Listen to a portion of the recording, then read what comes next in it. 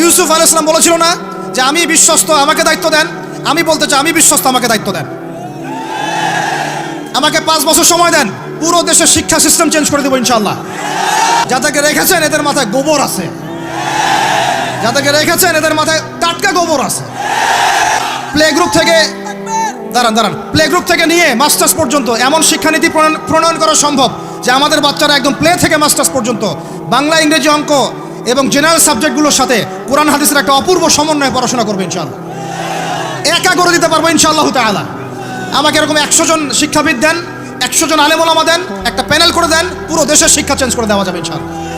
যাদেরকে রেখেছেন এদের মাথায় গোবর আছে, যাদেরকে রেখেছেন এদের মাথায় টাটকা গোবর আছে।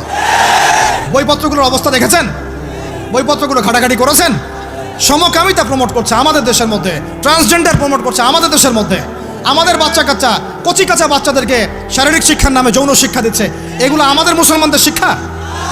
এটা চলতে থাকলে দেখবেন অচিরেই কোনো মানুষ বাচ্চাদেরকে স্কুলে পাঠাবে না, এটা অরুচি ধরে যাবে। তখন কি হবে?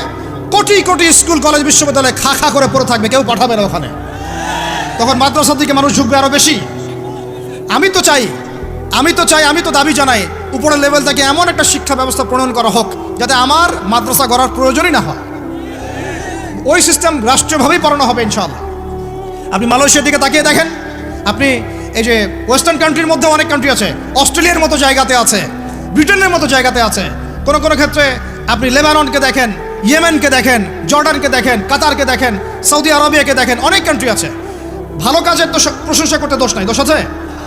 এমনকি অনেক পশ্চিমা কান্ট্রিতেও একদম উপর লেভেল থেকে ইসলামিক সিলেবাস প্রণয়ন করা হয়েছে।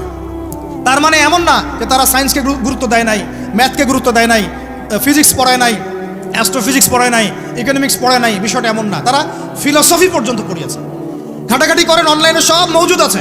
এমন শিক্ষানীতি প্রণয়ন করা সম্ভব একদম প্লে থেকে নিয়ে মাস্টার্স পর্যন্ত। আমার ছেলে ইমামতিও করবে, এদিকে বিমানও উড়াবে ইনশাআল্লাহ।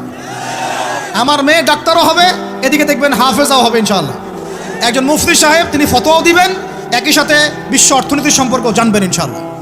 একজন আর্মি অফিসার, তিনি যেমন সামরিক ক্ষেত্রে লিডার হবেন, তেমনি দেখবেন ফিকহের কিতাব মোতালা করে ফতোয়া দিতে পারছেন ইনশাআল্লাহ। এই যুগটা এটা কোনো মানে স্বপ্নের যুগ নয়, এই যুগটা ছিল এক সময়। বেশি দিন দূরে যেতে হবে না, আপনি 200-300-400 বছর পিছনে যান, দেখবেন মুসলমানরা এমন সোনালী যুগ পার করে আসছে।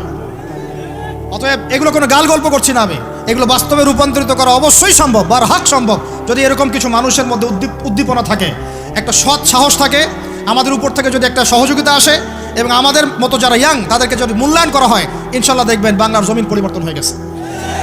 এই পরিবর্তন হলে দেশের জন্য কোনো খারাপের কিছু নাই, রাষ্ট্র পিছিয়ে যাবে না, রাষ্ট্র আরও এগিয়ে যাবে ইনশাআল্লাহ তাআলা। আরও ব্যাপার আছে, আপনি মালয়েশিয়ার একটা ক্লাস 10-এর বাচ্চার দিকে তাকান। ক্লাস 10-এর একটা বাচ্চা কোনোদিন মাদ্রাসায় যায়ই নাই, স্কুলে পড়েছে, কিন্ডারগার্টেনে পড়েছে, রাষ্ট্রীয় সিলেবাসে পড়েছে, মাত্র 10 থেকে 12 বছর পড়াশোনা করে ও এখন এদিকে এসএসসি এইচএসসি লেভেলেও চলে গেছে, ও লেভেল এ-লেভেলস পরীক্ষা দিয়েছে, এদিকে সে ইমামতি করার যোগ্যতা অর্জন করেছে। এখন আমাকে বলেন ওই রাষ্ট্রটা কি পিছিয়ে গেছে? অতএব এই শিক্ষার দিকে অনেক মনোযোগ হতে হবে আমাদের সবাইকে। আল্লাহ পাক তৌফিক দান করেন।